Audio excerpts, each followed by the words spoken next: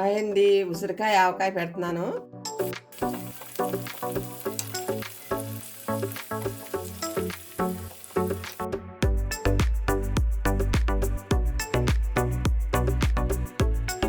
ఈ గ్లాసు కారం అండి, పచ్చికారం.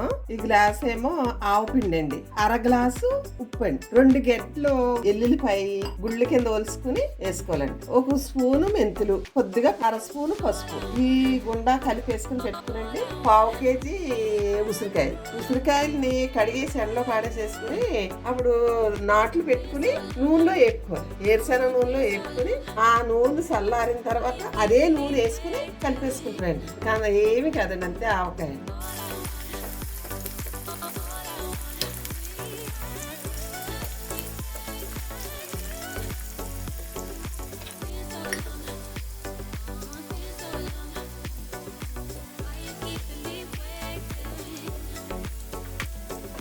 తర్వాత ఆ నూనె చల్లారిన తర్వాత ఆ నూనె ఇందులో పోసేసుకోవాలి, కలిపేసుకోవాలి.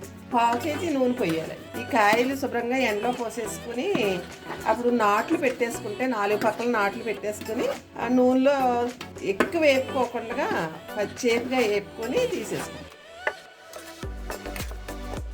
ఇలా వేసుకుని ఉంచేసిన తర్వాత 3 రోజుల తర్వాత ఊరుతాయండి. అప్పుడు కొంచెం నూనె పోసుకోవాలి. ఇలా చాలా సులువండి ఇది. కొద్దిగా కాయలు ఉన్నా కూడా మనం ఇలా పెట్టేసుకోవచ్చు. ఇది 3 రోజులు ఉంచాలండి. 3 రోజులు ఉంచిన తర్వాత ఇది ఎలా ఊరుతుందో అని మీకు చూపెడతానండి. పులప ఏం వేయక్కర్లేదండి. ఆవకాయ పచ్చడి 3వ రోజు అండి, కలుపుతున్నానండి.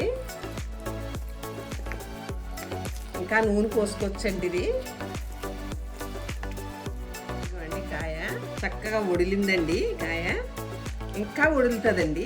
ఇది ఫ్రిడ్జ్లో పెట్టుకుంటే అండి నలుపు ఎక్కదండి. కాయ బయట ఉంటే కొంచెం నలుపు ఎక్కుతుందండి. ఇది ఇంకా నూనె పడుతుందండి. ఇంకానే మనం సీసాలో ఎత్తుకున్నప్పుడు పోసుకుని పచ్చడి పెట్టేసుకుని నూనె పోసుకుంటే సరిపోతుందండి. ఇప్పుడు చేదిగా ఉంటుందండి. కొంచెం 3వ రోజే కదండి.